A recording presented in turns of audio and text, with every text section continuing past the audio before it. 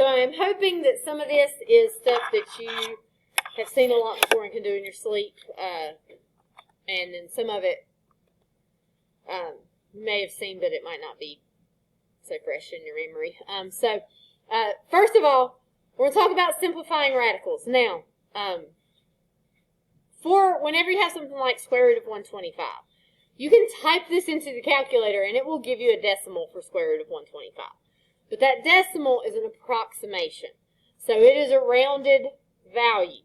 Even if it has 10 decimal places, square root of 125 is irrational, which means the decimal goes on and on and on and on and on and on forever. So even if you keep like 10 decimal places, it's still rounding it off at some point, because you can't write enough decimals for it to be exactly the same as square root of 125. Now, a lot of things that we do, that's fine. The square root of 125 equals, whatever that is going to be, like 11.2841, whatever it is. Rounding it to a few decimal places is good enough for what we're doing. However, a lot of times in math, you might need a more precise answer, in which case you need to just keep it in radical form until the very end. Now, that is something that we're going to deal with. Another thing is just the structure of how square roots work themselves is something else that we're working on, like understanding why square root of 125 is going to be equal to the same as another expression. So that's another part of what we're working on that's also useful when we solve square root equations. So that is why we have to do this. The other reason why we have to do this is because mathematicians got together and decided, maybe it was math teachers, I don't know, but they got together long before I was a teacher, and they decided that this would be particularly torturous to children, and they would like to watch you suffer.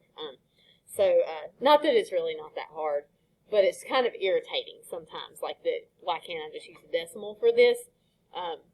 But, like, this is stuff you see on the ACT, this is stuff like, even if it's not, the question is not simplify this radical, on the ACT or other tests, like the answer choices are going to be simplified radicals. They're going to be exact values, so you have to know how to do this also. So we see this come up a lot. This is something, one reason I'm spending time on it right now is like, because when you get to calculus, I need you to be able to do this without thinking about it. If you're like, I'm not going to calculus, joke's on you, Miss Hyatt.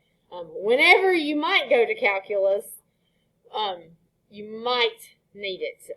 Now, some of you may never take calculus, that's okay, but pre-calculus is a class to prepare you for calculus, so that's what we're working on here. So, enough blabbering. First question, square root of 125. What we're going to do here is we need to break this into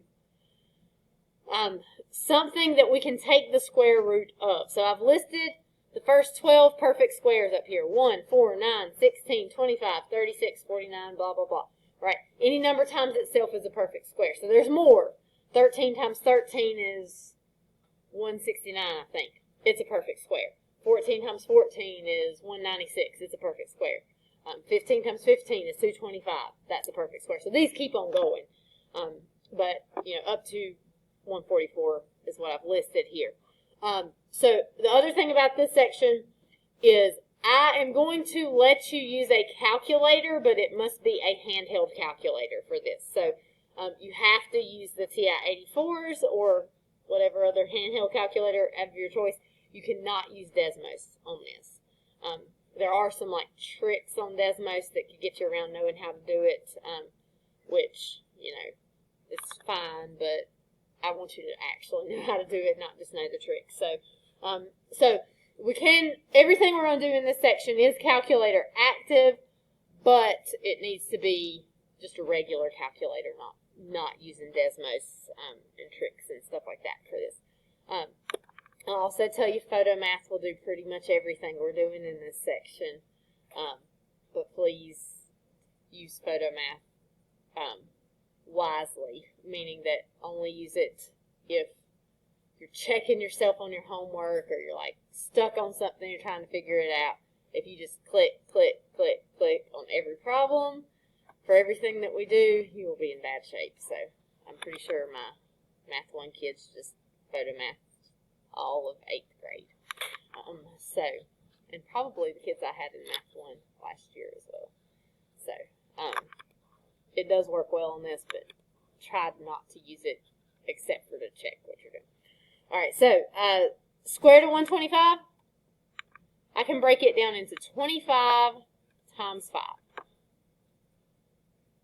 And so, I'm going to write this step, but you don't have to. Square roots, we could break these apart. Square root of 25 times 5.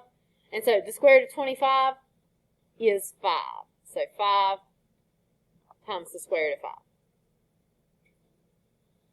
And you can check yourself to see that you're doing this correctly. Pull up the calculator here. It won't let you know that you simplified it all the way, but it'll at least let you know if you made a mistake simplifying. 5 square root of 5 is this number, square root of 125 is also that same decimal. So you at least know that you've got something close to right. Or something equivalent. Alright, so example 2 is square root of 192. So for 192, I'm thinking of numbers that I could multiply to get 192. I don't know any because I don't know multiplication tables that high. So if you're using your calculator, start with the bigger numbers. Like I know 81 actually will go into it, won't it? No. 81 does not work. Let's see, 64 I don't think will, but let's check it. Yeah, it does. 64 works. Now, if you start from the lower numbers, 4 is going to go into this. And 16 probably also. But you want to use the biggest number you can find. So, so start from like your higher perfect squares and go down. So 64 times 3 is what I would use, and 64 times 3 is going to be 8 square root of 3. Yes? Would we not do something times 2? You don't want to do something times 2, because, like, if I did that here, 192 divided by 2, it's going to give me, like, what, 96. So, if I do square root of 96 times 2, do we know the square root of 96? No. And do we know the square root of 2? No. So you can't break it down any further. So you only want to use those perfect squares whenever you're looking for things that will go into this. Now, just to show you, like, let's say I did 16, because 16 does go into this. 16 times 12 is 192. So if I break it down 16 times 12, I would get 4 square root of 12. Now, here's where you got to be careful on this. 8 square root of 3. Go ahead and get your calculators if you need them. And 4 square root of 12. I should have told you to get them from the beginning. 8 square root of 3 and 4 square root of 12 both look like they're right whenever you look at this.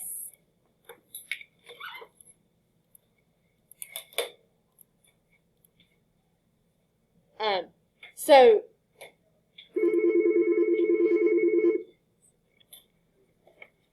hello. Good, how about you? Yes, that's fine.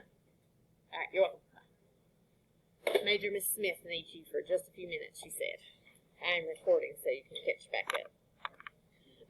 All right, so 4 square root of 12. 12 will break down further. So 12 is 4 times 3, which square root of 4 is 2, which would give you 8 square root of 3. So if you don't use the biggest number, the biggest perfect square that goes into it, then you're going to have to break it down further. Okay? Is this looking familiar? Have you guys seen this before?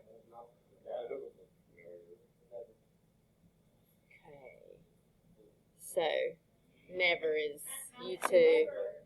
Who'd you guys have? Brown. Were you in the same class with Matthew? Maybe math. Hey, you really did this in Math 1, actually. Yeah. Yeah. So, it is in Math 1 also. So, although it might be, if Miss Ball had, no, hold on. Like way up on some stuff, so she may have like skipped over some of the math one stuff. Possibly. Yeah, because you guys were in class all year with Miss Ball, right? It was unless you had Math 1 here. If you had math one, If you had Math 1 here, you might have missed the last part because of COVID, but yeah, you guys mostly had her. The point though for those of you who hadn't seen it before, is you're breaking it into two numbers, and one of them has to be a perfect square. So, like as Matthew was saying earlier, we could have used 2, but you got 96 and 2, and we don't know the square root of 96, and we don't know the square root of 2, so it doesn't break down. Let's put a warning here.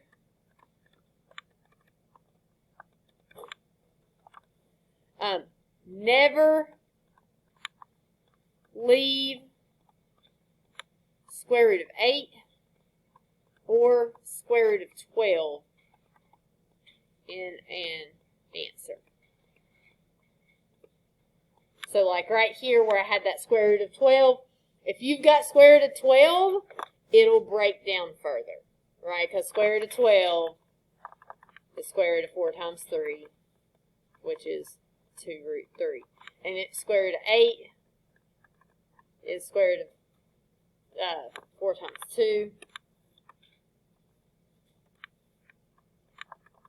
which square root of 4 is 2. The other stays inside.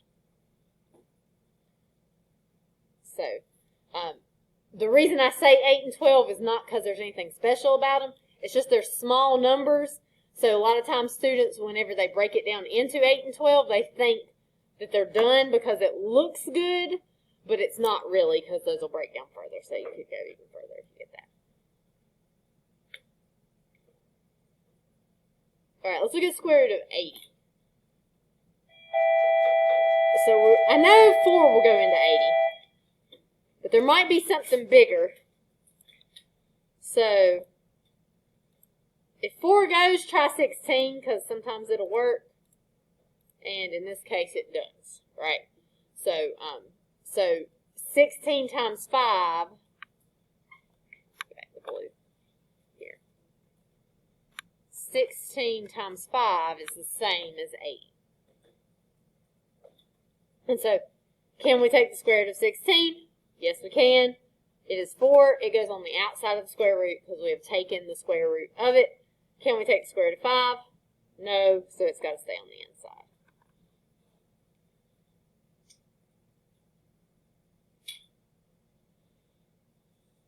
And so you can type them both in, square root of 80, 4 square root of 5, see if you get the same decimal. That lets you know, it at least lets you know it's equivalent. It doesn't let you know if you broke it down far enough, necessarily, but you can't take the square root of 5, so you're good on this one.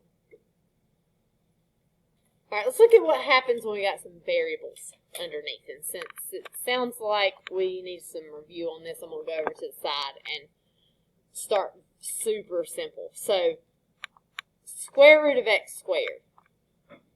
What is that? It is just x, right? Because if I take a square root of a square, those undo each other and I just get x. So, if I have, for example, I'm going to take, like from this first problem, if I have the square root of x to the 6th, right? Can I write it this way? X squared times x squared times x squared.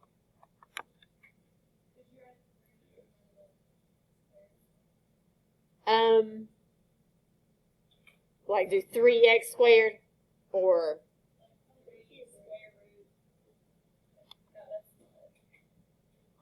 oh, you mean like a 3 out here? No, you would not. You're thinking like a cube root. Yeah, we would not do that here. But this is the square root of x squared times square root of x squared times square root of x squared, right? So that's x times x times x. How could I write x times x times x? X to the third, right? Now I'm going through the long way here. This is going to get easy. This is like the long way. Well, if I had square root of x to the 10th, I could do that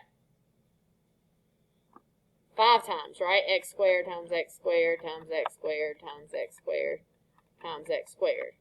And that would be x, I'm going to skip, that's going to be x to the 5th, right? You'd have 5 x's whenever you do that.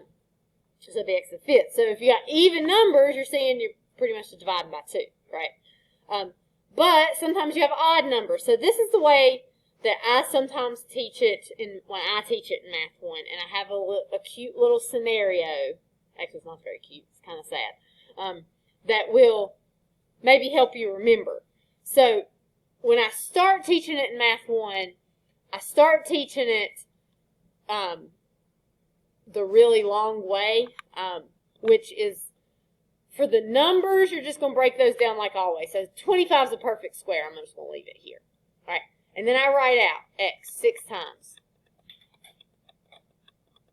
That's 7. Oops. And then I write my y 7 times.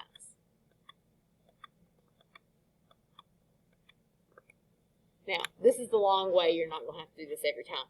But I teach my Math 1 kids that a square root is a prison. And there are 2 ways to get out of prison.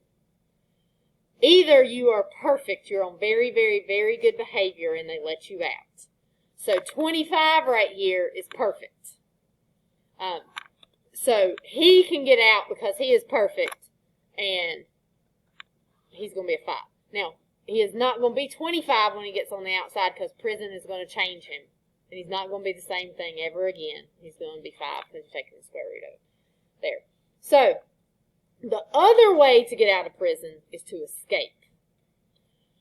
So, if you are going to escape from prison, you need a partner to help you escape. It's probably going to be hard to do by yourself. So, you will find yourself a partner and you will try to escape from prison. But when you do escape from prison, one of you is going to get shot. Only one of you is going to make it. So, 3 are going to try to, 6 are going to try to escape. Only 3 are actually going to make it. The other 3 are shot. Over here, partner, partner, partner. Uh-oh. This last one over here, he does not have a partner. He just gets stuck in prison. He's stuck in prison. So, like, when these guys escape, 3 of them, they get shot. They're gone. 3 of them make it on the outside. So we got 3 Ys. But this fellow right here, he did not have a partner, so he never could, like, even attempt it. So he's stuck on the inside. It's the same thing as, like, these x squareds. Those are your x's that are partners. Also, x's and y's are in different prison gangs. So you will never have an x and a y try to escape from prison together because they're in different prison gangs and they hate each other. Right? So you will, if you had like a leftover x here and a leftover y here, they'd just both be still stuck in prison, not talking to each other and fighting each other. You know, they would not try to escape together. So that is my analogy that I tell my Math 1 kids that sometimes helps them remember. But you can see sort of what's happening here. Only half of them are getting out. So x to the 6, only half get out. You got x to the third on the outside. Y to the 7th is not an even number. So it's like having, you got y to the 6th. Half of those get out. You got y to the third. And then you got one left over that's stuck inside. So let's do another one. We got, if you have any numbers or letters on the outside, remember that this is multiplied by that square root. So it's just 2 times that square root. We just leave it outside. These are just like, you know, these are the people that are there to pick up the prisoners whenever they get out of jail. They have nothing to do with the people in jail. So they just stay out front. So 75, we want to break that down. So what numbers could I multiply to get 75? 25 and 3, which is a good one to use because 25 is a perfect square, right? We can take the square root of 25. And then I'm just going to leave this like this. I've got x to the 4th, y to the 4th. If you want, if you like, if you need to, you can write all those x's and y's out, but hopefully like you're getting the picture and don't need to write it all out. So 2 is on the outside. 25 we can take the square root of. What is the square root of 25? It is 5. Can I take the square root of 3? No. So it is going to stay on the inside. I'm giving myself a little space because I got some other things that are going to escape. X to the 4th. Okay, I've got 4 x's. They're going to try to escape. How many are going to make it out? Just 2 of them. And I got 4 y's. They're going to try to escape. How many will make it out? Just 2 of them. So what we'll do here with what's on the outside is we're just going to multiply anything together that we can. So that 2 times 5 is going to give us 10 x squared y squared square root of 3.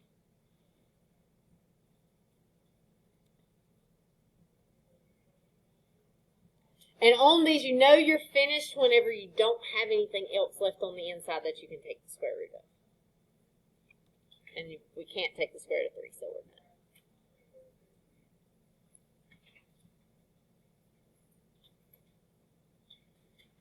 Okay?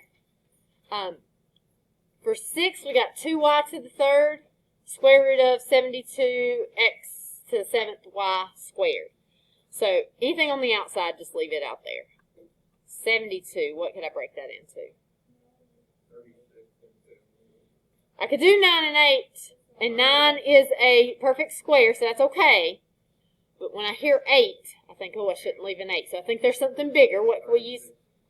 36 and 2. And these will be calculator active, so you can play around with it. If 9 works, 36 sometimes works, right? Because 9 is 3 times 3, 36 is 6 times 6, so they're both divisible there.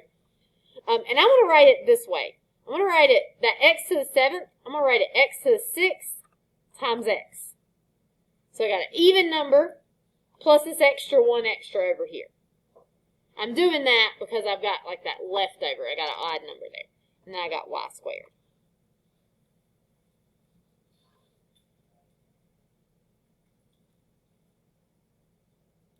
So you're going to leave the 2y to the 3rd on the outside. Can we take the square root of 36? What is it? 6. It goes on the outside. Can we take the square root of 2?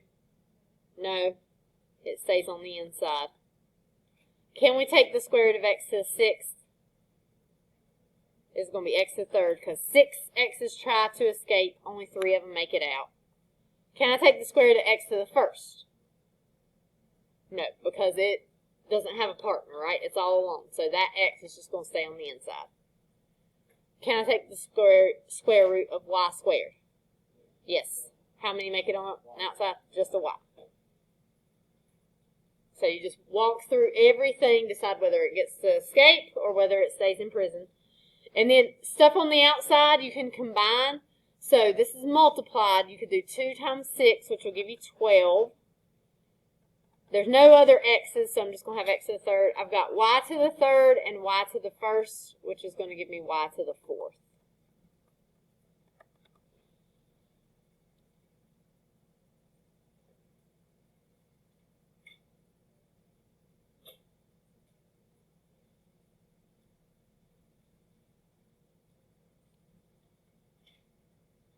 Yes.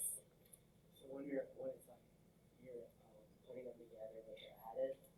I mean, they multiply.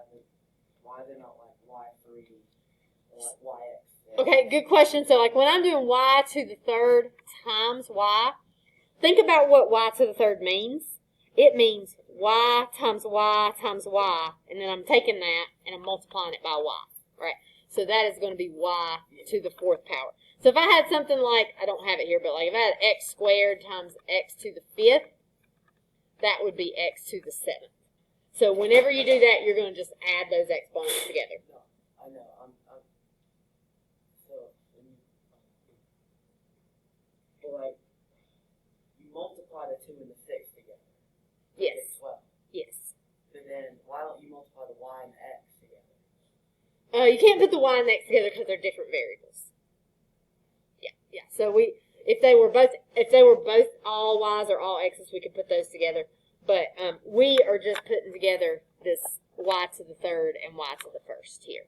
So so the x has to stay separate since it's a different variable. Okay. Questions? Okay. So let's go on to rationalizing the denominator.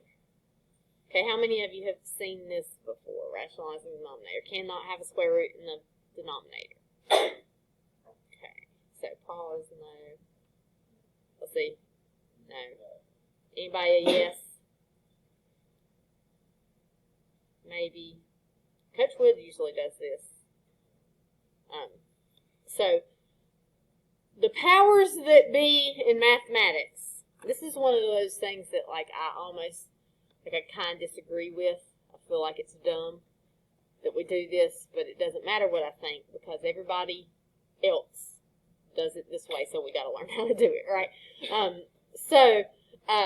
We got 5 over the square root of 3. The problem with this is that square root of 3 is an irrational number, meaning it goes on and on and on forever. So square root of 3 is 1.732050808, and it's going to keep on going forever and ever. So someone has decided that we should not have square roots in the bottoms of fractions. Now, I don't know why it matters necessarily, because if you rationalize the denominator, the numerator is still going to be irrational. This is still an irrational number. Now, every once in a while, it will cancel out and end up being a whole number, in which case I can see the point of it, but most of the time it's still irrational. Sometimes it looks more complicated rather than less complicated whenever we get done with it. But I think what's important here is just understanding how it works. There are some things that we do in calculus where you have to know how to rationalize a denominator in order to solve a problem. But pretty much in this class, it's just we're asking you to know how to rationalize a denominator. So this is one of those things that you got to do it because they say we got to do it, right? So we're going to. So if I want to get rid of a square root in the bottom of a fraction, the first thing that comes to my mind to get rid of a square root is to square something. But if I have 1/2 and I square the top and square the bottom, I will get 1/4. Does that equal 1/2? It does not. So I cannot square the top and bottom of a fraction. But what I can do to the top and bottom of a fraction is I can multiply it by something. So like if I have 1/2 and I multiply the top by 2 and the bottom by 2, it gives me 2/4. 2/4. Does that equal 1/2? Yes, it does, right? So it's still equivalent here.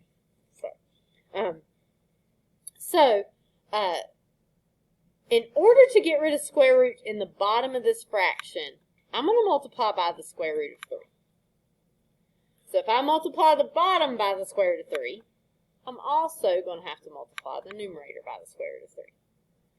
And I can do this because square root of 3 divided by square root of 3 equals 1. So essentially, I'm just multiplying this fraction by 1, and it does not change its value, right? So, whenever we're multiplying square roots, if something is on the outside of the square root and something else is on the inside of the square root, you cannot multiply them together. So when I multiply 5 times the square root of 3, I just have to write 5 times the square root of 3. I cannot put those together because one is on the outside of the square root, one is on the inside. We can't multiply those together. But whenever both things are on the inside of the square root of 3 times square root of 3 is square root of 9. What is the square root of 9? It is 3, which is what I wanted to happen. I wanted that square root to be gone out of the denominator. So this would be my answer. I cannot reduce that. Sometimes you can reduce, but you can only reduce things that are on the outside of the square root with things that are on the outside of the square root. So I can't reduce this 3 on the inside of the square root with this 3 on the outside. Right there.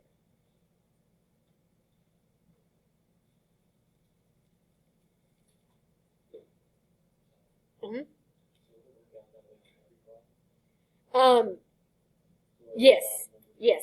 So we are going to multiply by the square root that's on the bottom, because anytime, like if I do square root of 5 times square root of 5, it's going to be square root of 25, which is going to give us 5, right? Or if I do square root of 8 times square root of 8, that gives me square root of 64, which is 8, right? So if I multiply something by square root times that same square root, it just gets rid of the square root. Because essentially what you're doing right there is you're doing square root of 8 squared when you multiply it by itself twice, which just cancels it out. So it's going to work out for that on all of these. Now, one thing I do want you to do, if you have a problem like number 8, the square root of 18 will simplify. Okay? How could I break down the square root of 18? 2 and 9, right? So I cannot take the square root of 2. It stays on the inside. Square root of 9 is 3. So before I even begin, I'm going to make this 1 over 3 times the square root of 2. Because you're going to have to break that down at some point anyway, so it's going to be easier if you just go ahead and do that first. Now, I didn't do that up here because 3 would not break down. So whenever we rationalize the denominator, we only have to multiply by the square root part. We don't worry about that 3. So I'm going to multiply the bottom by square root of 2 and the top by square root of 2. And so in the numerator, I just got 1 times the square root of 2, which is the square root of 2. In the denominator, the 3 is going to hang out here. What is square root of 2 times square root of 2? It is just 2. No square roots are there, just a 2. And so I would have square root of 2 divided by 6.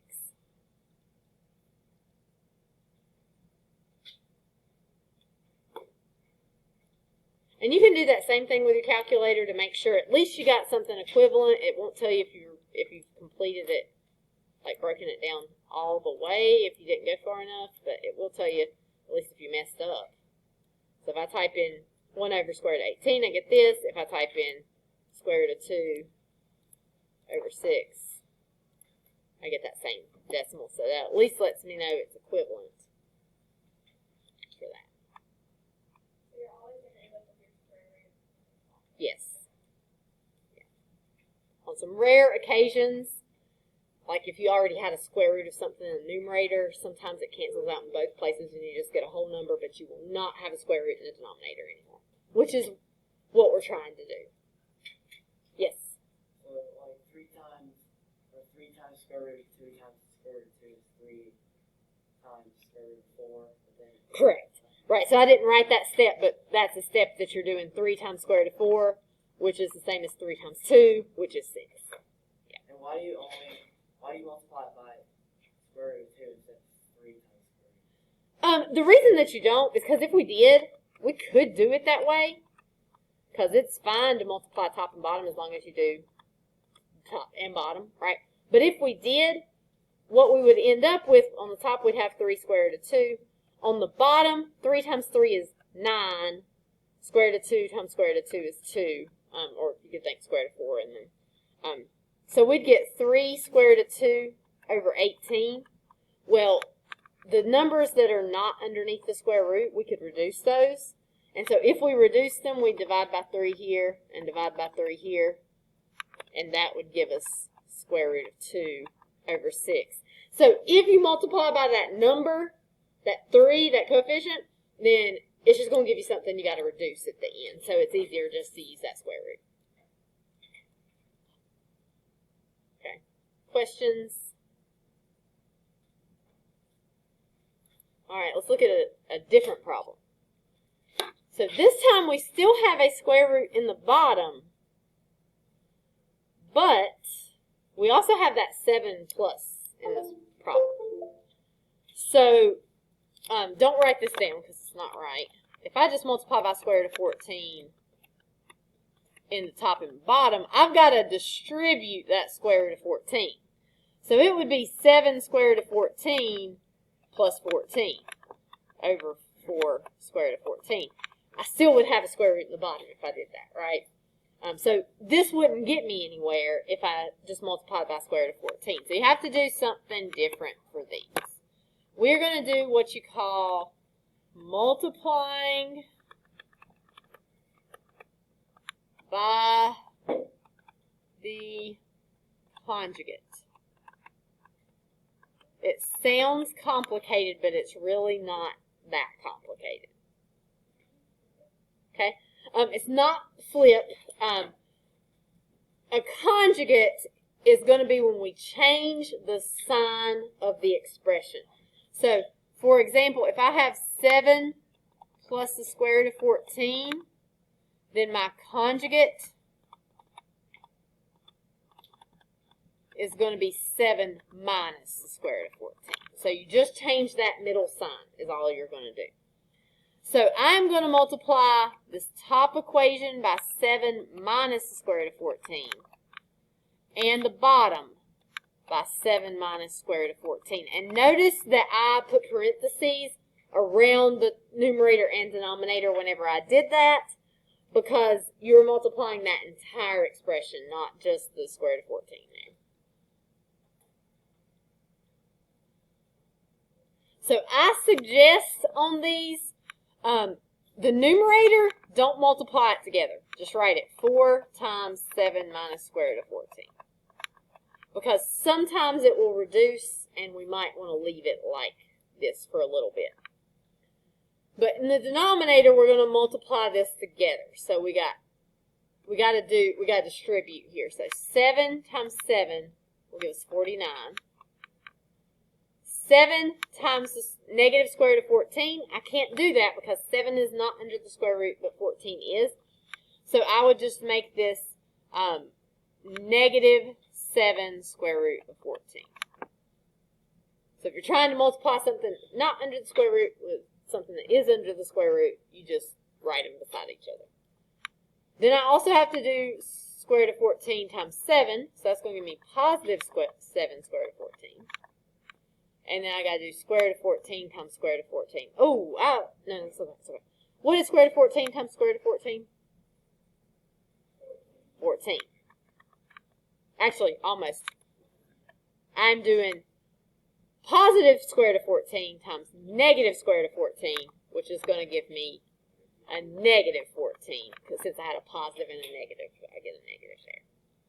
Now, the reason we multiply by the conjugate is because what we've done here is we've made a difference of squares. You guys remember multiplying like x plus 1 times x minus 1? And it was just x squared minus 1. You didn't have to do the middle terms. So we've made a difference of squares here. So by multiplying by the conjugate, the middle two terms are going to always cancel out. So I'm going to get 4 times 7 minus square root of 14 over 49 minus 14. So that's 4, 7 minus square root of 14. Over, 14 is going to give you 35.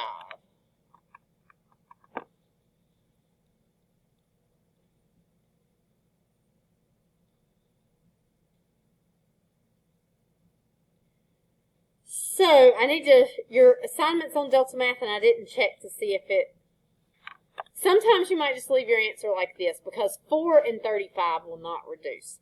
7 and 35 would, but it's inside of the parentheses, so you can't do that. You can't reduce those. It's got to be whatever's multiplied out here. So, you might leave your answer like this. There's a chance that you might distribute that 4, and you might do 28 minus 4 times the square root of 14. All over 35. I should have typed that into Delta Math to see which way it takes it, or it might take it both ways. We'll have to see. And that, we'll check that in a little bit.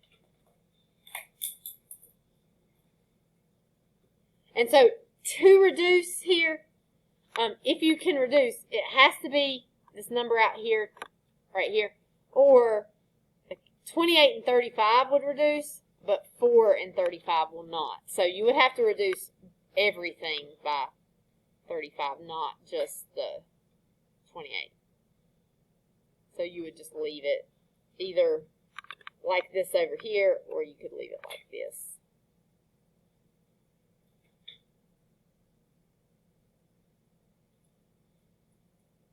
So it'll take it either way. I haven't checked. Well, I'll try to type one in before you guys get started to let you know if it'll take it either way.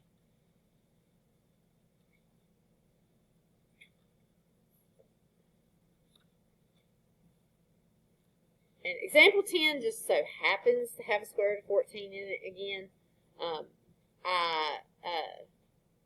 I did not do that on purpose. Sometimes it's 8 or 5 or 3, So for this one, to get rid of that square root in the denominator, we have to multiply by the conjugate, which is going to be negative 9 plus the square root of 14. Only change that middle sign. So we don't change the negative that goes with that 9. Only change that middle sign. If it is positive, make it negative. If it's negative, make it positive. So again, that numerator, I'm just going to leave it alone for right now. I might distribute it at the end, but I'm going to keep it out here for right now. The denominator, negative 9 times negative 9 is positive 81. If you want to start skipping this part, you can, because you're going to get a negative 9 square root of 14 and a positive 9 square root of 14. So those are going to cancel out. So if you're doing that part in your head and skipping that, that's okay. And then you got to do negative square root of 14 times square root of 14, which is going to give you negative 14.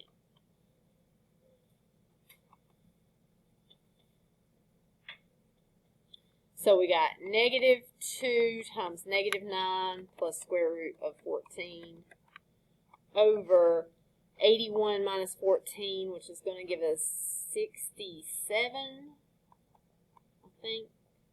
Yeah.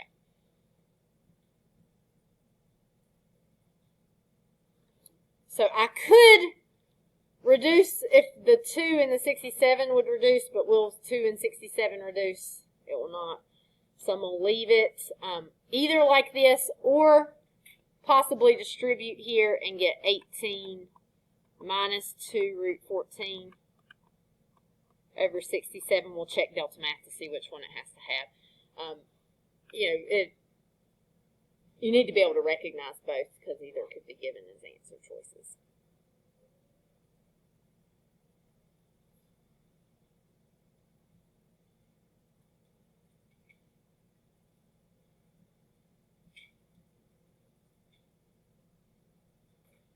I need to show, as far as reducing, I do need to show you like one that would actually reduce. Let's see. Let's make another example if you squeeze this in somewhere, wherever you can fit it. Let's do 6 over 2 minus square root of 6. I think this will work.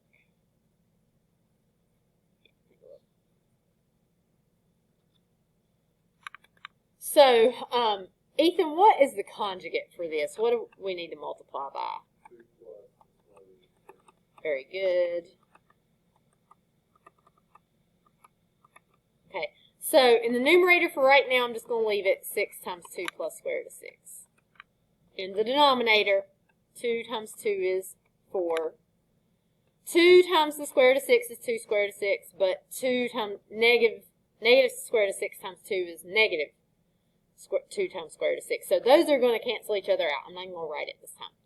And then I got to do negative square root of 6 times positive square root of 6, which is going to be minus 6. So I have 6 times 2 plus the square root of 6 over negative 2.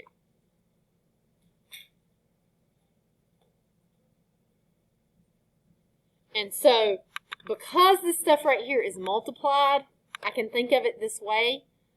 6 divided by 2 times 2 plus square root of 6 over 1. Basically, I can divide these two right here because it's multiplied. So that's going to be negative 3 times 2 plus the square root of 6. So sometimes you'll get ones that will reduce at the end. It's just the examples that I gave you here did not, so I need to add one. And then you might see that distributed back out, so it might be negative 6 minus 3 square root of 6.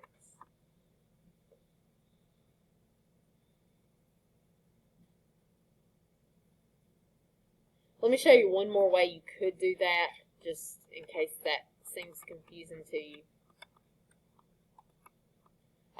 You could distribute. You got 18 plus 6 square root of 6 divided by negative 2. So you can divide by negative 2, but if you divide this number, you also have to divide this number, right? It's the love connection. I told you about the love connection, I'm thinking here, didn't I? So you could do it that way also. So 18 divided by negative 2 is going to be negative. Hold on. This should be a 12. See, I'm not getting the same answer. Let's fix this. 12. So that's going to give us negative 6 minus 3 square root of 6, which is, of course, what we had over here as well. So that's another way you can do it if that makes more sense to you. Okay, questions?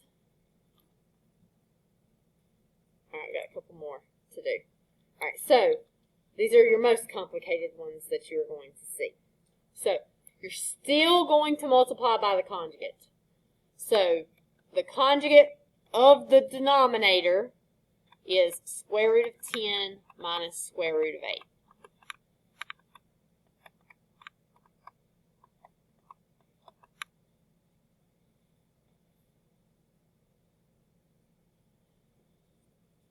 Now, in this case, because the numerator is so ugly, it's probably better to just go ahead and multiply those together. Nothing's going to cancel with that. So, you've got to distribute here. Square root of 2 times square root of 10 is square root of 20. If they are underneath the square root, you can multiply them together. Square root of 2 times square root of 8 is going to be square root of 16, which is 4, but I'm going to wait till the next thing to do that. Square root of 10 times square root of 10 is square root of 100, or if you want to, go ahead and just say that's 10, right? And square root of 10 times negative square root of 8 is negative square root of 80.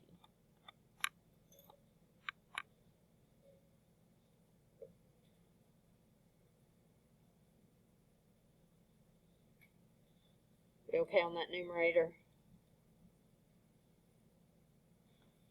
All right, in the denominator, square root of 10 times square root of 10 is 10.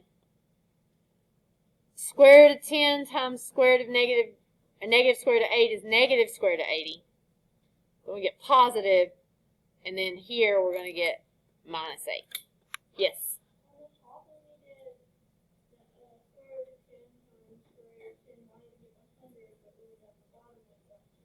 Square root of 100 is 10, so if you wanted to go ahead right there and write a 10, that is okay. So because I'd left the rest of them, I just kind of left that one, but if you want to go ahead and make that 10, that's fine. In the bottom, I went ahead and shortcutted it, so you might want to shortcut everything. 20 is not a perfect square, but can I break it down? It is 4 times 5, right? So that's 2 root 5. So I'm going to break that down into 2 square root of 5. What's the square root of 16? 4. What's the square root of 100? 10. 80. Can I break it down? We did it earlier. Yeah, so we'll have 16 and 5, which gives us 4 times the square root of 5. So we got minus 4 times the square root of 5. And that's going to be all over 2. Yes? Can you explain about 10 minus 8 again? So right here, I'm sort of shortcutting this, which is like what we're leading up to. But square root of 10 times square root of 10 is 10. So I'm going to write it over here to the side. Then you're doing square root of 10 times negative square root of 8, which is going to give you negative square root of 80. And then the inside right here is going to give you positive square root of 80. And then on the outside, you got negative square root of 64, which gives you negative 8. But those middle terms just cancel each other out.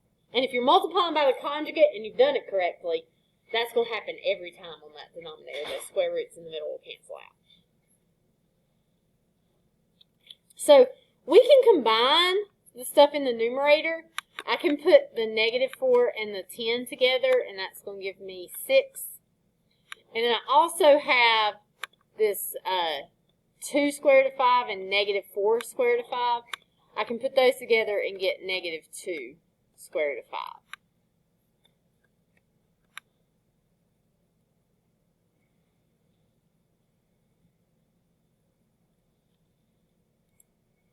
Okay, here. All right, then you could love connection this. So 6 divided by 2 is 3, and 2 divided by 2 is 1. But you probably wouldn't write that 1 there. You just do 3 minus square root of 5.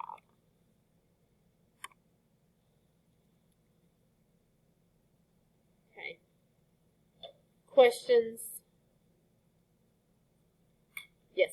What got you to choose 4 times square root of 5 over minus 16 over, for 80? Uh-huh. How did you know to do negative 4 that time? So when you're breaking down 80, 16 times 5 equals 80. Do you still use the biggest one there too? Yeah, you want to use the biggest one there too. Yeah. There's a chance you might get ones that won't combine, like maybe they're not both square root of 5s, maybe you got square root of 2 here and square root of 5 here. You would just leave them separate if that were the case. But a lot of times they'll break down so they'll combine.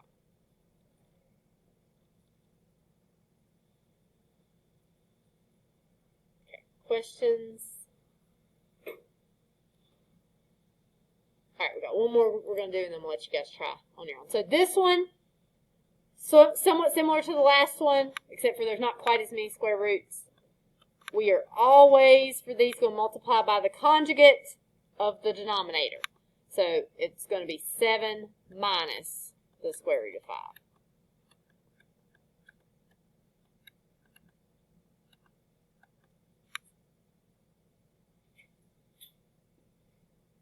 So for our numerator, 5 times 7 is going to give us 35. Then we have to do 5 times the square root, negative square root of 5. I can't multiply those together because one of them is on the outside, one of them is not. So I would just make this negative 5 square root of 5.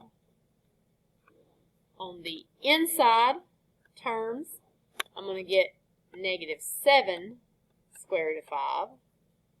And for the last terms, what do I get when I multiply negative square root of 5 times negative square root of 5? Positive 5.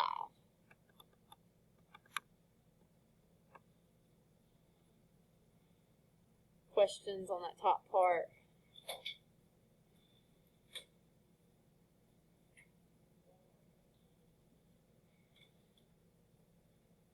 Okay. On the bottom, 7 times 7 is 49. And then I'm going to skip the writing this part, but 7 times negative square root of 5 and square root of 5 times positive 7, those cancel each other out, right? The outsides and the insides cancel each other out, which is why we were multiplying by the conjugate in the first place.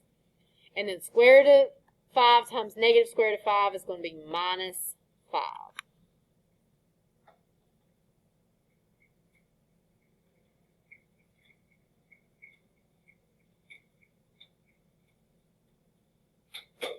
Okay, questions? In this numerator, I could put the 35 and the positive 5 together and get 40. I could put the negative 5 square root of 5 and the negative 7 square root of 5 together and get negative 12 square root of 5. And then in the denominator, I've got 49 minus 5, which is going to give me 44.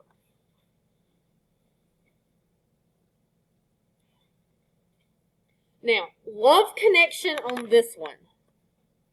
This one will reduce, but it's a little trickier. All right.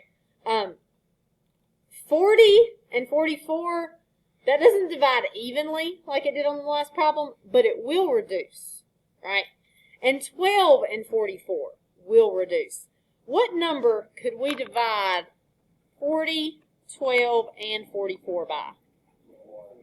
2 will work, but I think 4 will also work. So if I divide all 3 of those numbers by 4, don't mess with the square root because 4 is a number that's not on the inside of the square root. So I would get 10 minus 3 square root of 5 over 11. And that is what I would want to give us my answer. So make sure when you reduce, it's all 3 of these numbers right here have to be divisible for you to reduce. Okay, questions?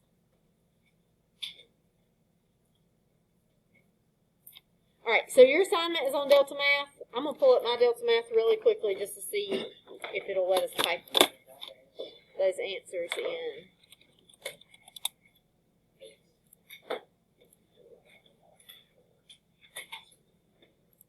Let's see. Sample student page.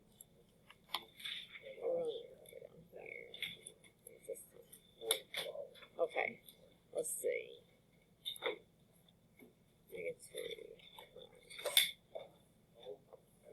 negative 1 plus very small. Yes.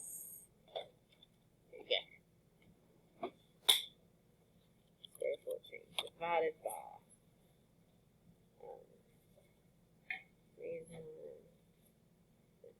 49 minus 14. This is really difficult.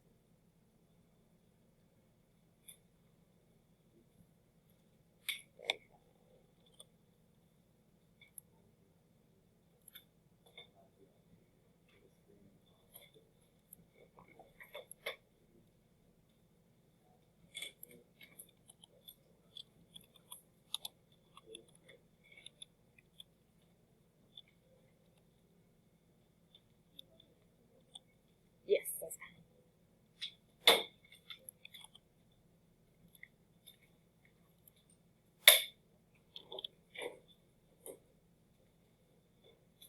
Oh, it would help if I did that correctly. Oh, that doesn't tell me if it'll work, though. You guys can go ahead and start working. I'm just checking to see it.